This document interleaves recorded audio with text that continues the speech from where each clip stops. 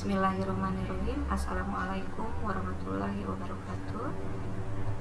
Baik, kita lanjutkan materi selanjutnya mengenai pengisian kembali dana kas. Jadi ini tahap terakhir dalam persiapan pengelolaan dana kas kecil, yaitu pengisian kembali dana kas. Ya, apabila dana kas kecil yang digunakan memang sudah habis dan dirasa perlu untuk melakukan pengisian kembali, tentunya petugas dapat melakukan pengisian kembali dana kas. Jadi apabila dana kasnya sudah tidak memadai atau tidak dapat mencukupi pemakai kas, tentunya petugas kas kecil harus melakukan pengisian kembali dana kas. Nah, sebelum melakukan pengisian kembali dana kas, apa yang harus disiapkan? Yaitu formulir yang akan digunakan dalam pengisian dana kas. Formulir apa saja yang diperlukan? Yang pertama, formulir permintaan pengisian kembali dana kas. Yang kedua, formulir bukti pemasukan kas. Dan yang ketiga, bukti pengeluaran kas. Tentunya nanti disertai dengan bukti-bukti pendukung, dokumen pendukung, misalnya bukti-bukti transaksi eksternal. Ya, bagian mana saja yang terkait dengan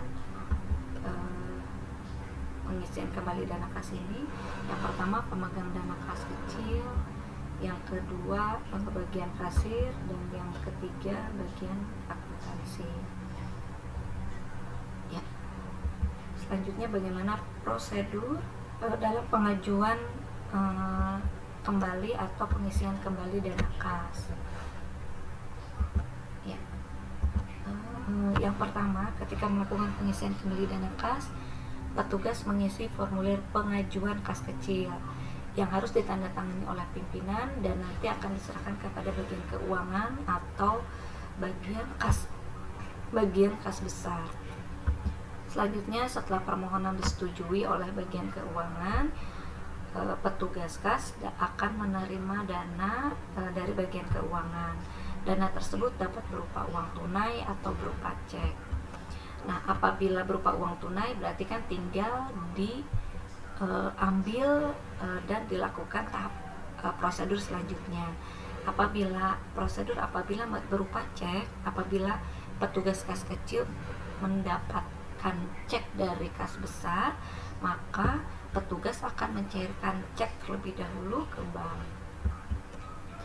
Ya, selanjutnya apabila uang telah diterima atau cek telah dicairkan ke bank, maka petugas kas kecil mencatat penerimaan kas kecil ke dalam bukti kas masuk.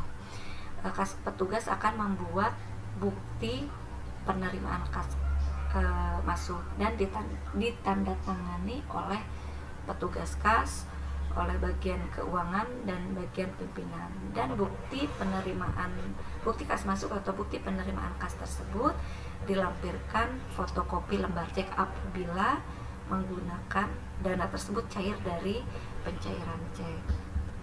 Ya, setelah itu memberi nomor bukti kas masuk dan mencatat pemasukan ke dalam buku kas kecil. Dana yang telah diterima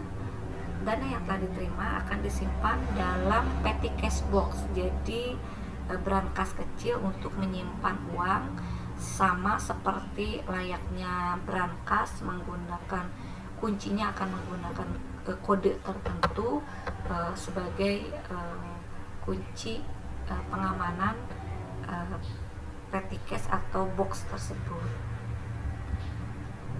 Lalu setelah itu bukti kas masuk disimpan dalam kotak.